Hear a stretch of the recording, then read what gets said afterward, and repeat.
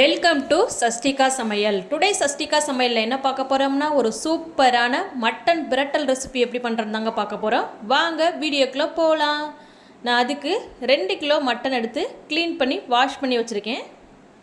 இப்போது 2 கிலோ மட்டனுக்கு நான் 150 ml oil சேர்த்துக்கிறேன். இப்போது ஆயில் சூடானதும் இது கூட கொஞ்சமாக வெந்தயம் சேர்த்துக்கிறேன். வெந்தயம் பொரிஞ்சதும் இது கூட பட்டை, ஏலக்காய், பிரியாணி இலை, கசகசா, நட்சத்திர சோம்பு, கிராம்பு சேர்த்து இதை நல்லா பொரிய விடலாம். பாருங்கள் ஃப்ரெண்ட்ஸ், இது நல்லா பொரிஞ்சதும் இதை நம்ம அம்மியில் நச்சு வச்சுருக்கிற சின்ன வெங்காயத்தை ஆட் பண்ணிக்கலாம்.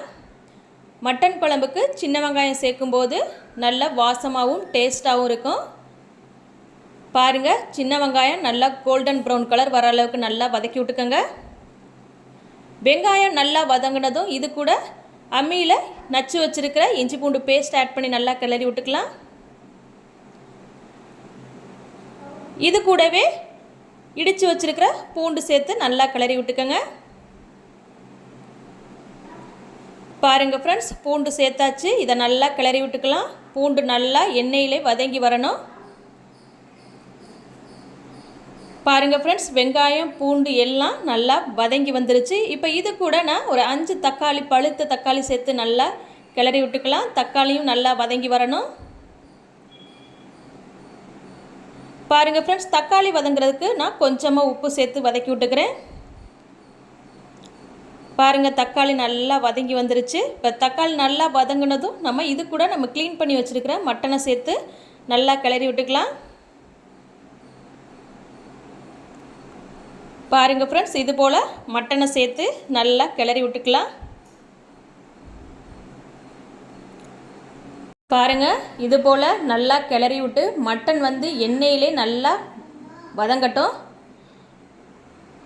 பாருங்கள், தக்காளி, வெங்காயம், பூண்டு இது கூடலாம் சேர்ந்து நல்லா மட்டன் நல்லா வெந்து வரணும்.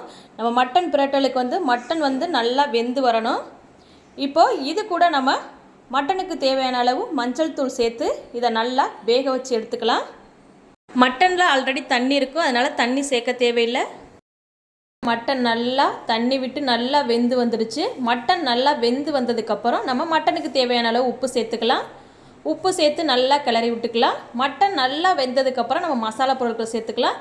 5 டேபிள் ஸ்பூன் மிளகாய்த்தூள், 4 டேபிள் ஸ்பூன் மல்லித்தூள் சேர்த்து இதை நல்லா கிளறி விட்டுக்கலாம். நீங்கள் காரத்துக்கு தகுந்த மாதிரி சேர்த்துக்கோங்க.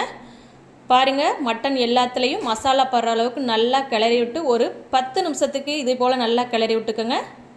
பாருங்கள் ஃப்ரெண்ட்ஸ், 10 நிமிஷம் ஆயிடுச்சு. பாருங்கள், நமக்கு தேவையான சூப்பரான மட்டன் பிரட்டல் ரெசிபி ரெடி ஆயிடுச்சு ஃப்ரெண்ட்ஸ். நீங்களும் கண்டிப்பாக மறக்காமல் ட்ரை பண்ணி பாருங்கள். தேங்க்யூ.